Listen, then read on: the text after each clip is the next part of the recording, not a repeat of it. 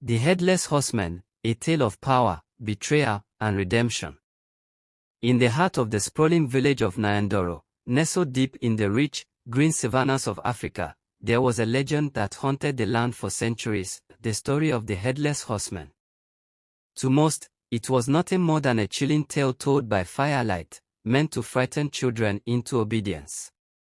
But for some, it was a grim reminder of the cost of unchecked ambition and the price of betrayal. Okello was a man of ambition, born into a humble family of farmers. From the moment he could walk, he was determined to rise above his station. By the age of 25, Okello had earned a reputation as one of the most charismatic and persuasive figures in Nyandoro. People admired him for his boldness, his charm, and his promise to bring prosperity to the village. However, it was Okello's thirst for power that would ultimately lead him down a dark path. At the age of 30, Okello began to make his move. He approached the elderly village chief, Mzilima, who had ruled for decades with wisdom and fairness. Mzilima was beloved by all, but his age and health had begun to fade. Okello saw this as his opportunity to take control, not through inheritance or traditional means, but through manipulation. He began to subtly poison Mzilima's mind, suggesting that the chief's time was coming to an end and that the village needed a younger, more dynamic leader, someone who would bring change and innovation. The elderly chief, who had always been skeptical of change, reluctantly agreed to step down and named Okello as his successor. With power now in his grasp, Okello's true nature emerged. He quickly grew ruthless, using his influence to push out anyone who questioned his authority. He enacted laws that favored the wealthy, turned a blind eye to corruption, and oppressed the poor. The villagers who had once hailed him as their savior now began to fear him. They whispered of his cruelty and his unquenchable thirst for more. But it wasn't just the villagers who had fallen under Okello's spell. His closest ally, the brave warrior Kofi, had stood by his side since the beginning. They were like brothers, Kofi often serving as Okello's enforcer, silencing anyone who dared to defy him. However, as the years passed, Kofi began to see the cracks in Okello's facade. Kofi's heart grew heavy with guilt, knowing that his loyalty to Okello had come at the expense of his people. One fateful night, as the moon hung low in the sky, Kofi made a choice that would change everything. He rode to the outskirts of the village to meet with a group of villagers who were planning to rise against Okello's tyranny. Kofi was ready to betray his old friend.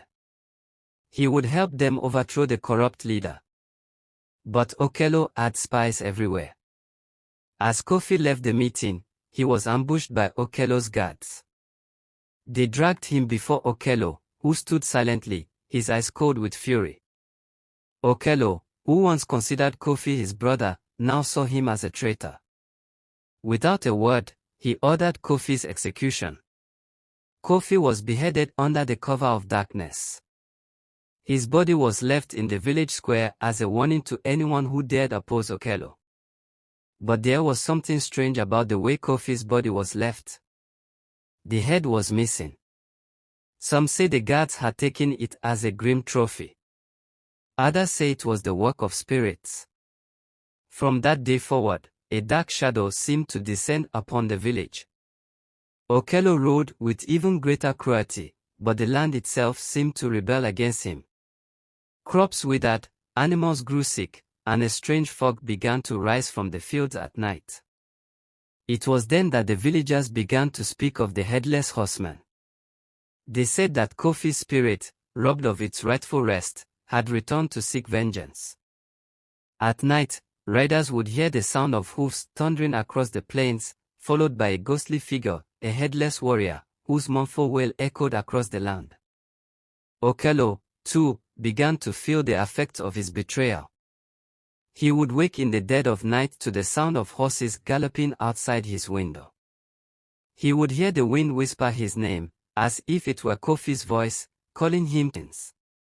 The village became increasingly plagued by misfortune, and Okello's power began to wane.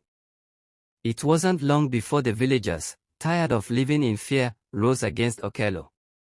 They gathered in the dead of night, armed with nothing but their courage and a burning desire for justice. Okello, who had once been a figure of power, was now a broken man, haunted by the ghost of his former friend and the spirit of betrayal. The villagers stormed his palace, and in the final moments of his rule, Okello was captured. His reign of terror had come to an end. The ghostly horseman, now a symbol of justice and vengeance, disappeared into the night, leaving behind only a single piece of advice for all who would follow: betrayal comes with a price. And the price is always paid in blood. The story of Okello and the headless horseman is not just a tale of ghostly revenge, it is a warning. Power gained through betrayal, manipulation, and cruelty can never bring true peace or happiness. Okello's ambition led him to betray the very person who helped him rise to power, and in doing so, he sealed his own doom. The valuable lesson here is clear: ambition without integrity leads only to destruction. True power comes from honor, loyalty, and respect for others. When we betray those who have stood by us, the consequences are often far more devastating than we can ever imagine. Okello's name became a curse in Nyandoro, a reminder that no amount of power or wealth can shield us from the consequences of our actions.